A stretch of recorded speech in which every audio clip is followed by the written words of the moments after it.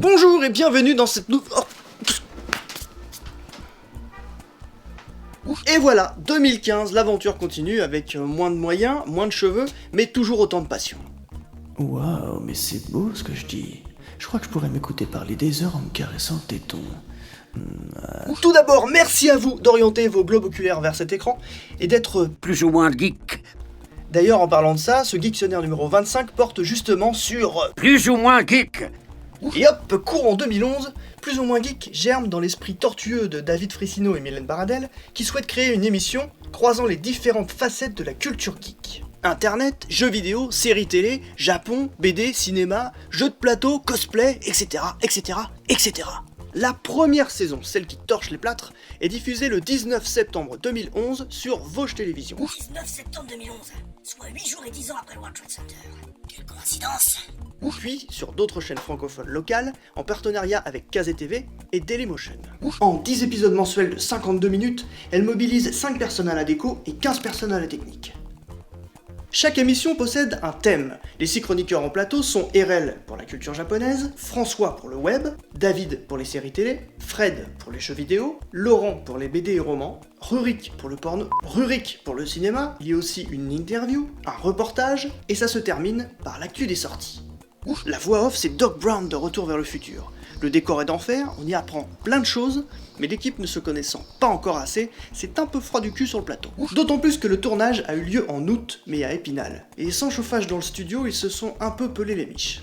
Paf, saison 2. Après le petit succès de cette première édition, Benoît Hilès, responsable éditorial chez Canal+, s'intéresse à l'émission. Plus ou moins geek sera donc diffusé à partir du 1er novembre 2012 sur la chaîne payante Planète No Limites et toujours sur Vosges Télévisions. La saison 2, c'est 1 an de boulot. 30 émissions hebdomadaires, 10 chroniqueurs, 4 jours et demi de tournage, soit 7 émissions par jour avec 30 personnes sur le plateau dans un décor énorme construit en un mois par 10 personnes.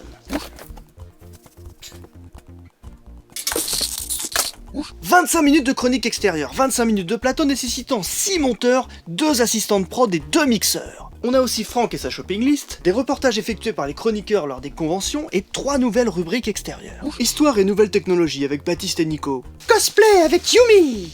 Et jeu de platine avec Stéphane Gallo. Mais non, plateau, connard. Ah ok, ah non, ouais d'accord, non parce que je voyais pas le rapport en fait. Et enfin, jeu de plateau avec Stéphane Gallo. Voilà. C'est bon là? Mais ouais. Hop là, on abandonne l'émission thématique et François quitte le plateau pour cause de tournage de la saison 3 du Visiteur du Futur. On abandonne également la diffusion web, et ça c'est mal, car l'audience en prend un bon gros coup dans le scrotum.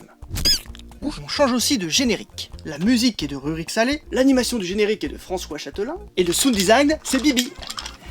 Mais non, pas Bibi... Non, Bibi, ça veut dire c'est moi, c'est une expression. Paf, saison 3. Puisque Canal ne voulait pas de diffusion web, ce qui est quand même ballot pour une émission geek, hop, l'équipe change de crèmerie, c'est l'Énorme TV qui produira la saison 3. Moins de budget, équipe de taille plus humaine, et surtout toute la post-prod se fait à demeure. Même le mixage.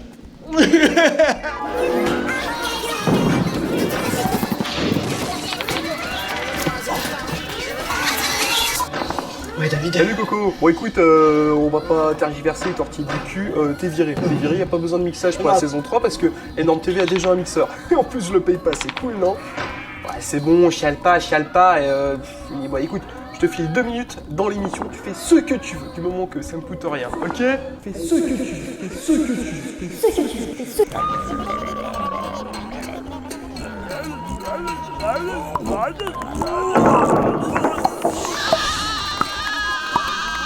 Là encore, recette différente. L'émission fait toujours 52 minutes hebdomadaires, mais chaque émission accueille un invité, un petit public et seulement 3 chroniqueurs sur le plateau, mais qui tournent à chaque fois.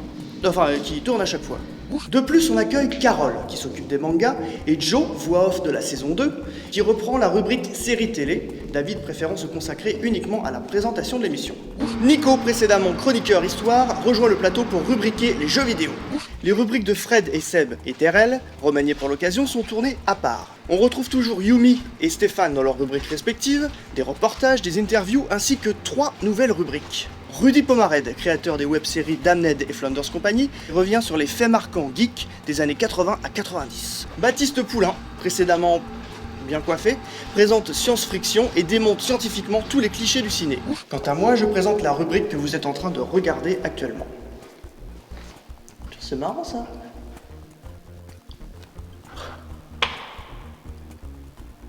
L'ambiance de l'émission est beaucoup plus décontractée. C'est vivant, c'est bordélique, c'est youpi, mais toujours professionnel. Et bam, saison 4. Et ben la saison 4, c'est vous qui allez décider. Ça se fera sur Plus ou moins Geek TV et le contenu dépendra de votre engagement. Cette saison 4 sera donc beaucoup plus interactive. Vous aurez donc beaucoup plus d'occasions de faire de cette émission votre émission. Soutenez Plus ou moins Geek. Soutenez Plus ou moins Geek. Bordel de merde. Plus ou moins Geek, c'est tellement... Soutenez Plus ou moins Geek. Soutenez, non sérieusement, faut soutenir. Parce que soutenez Plus ou moins Geek, c'est important ça. Faites-le, maintenant. Faites-le, je m'approche.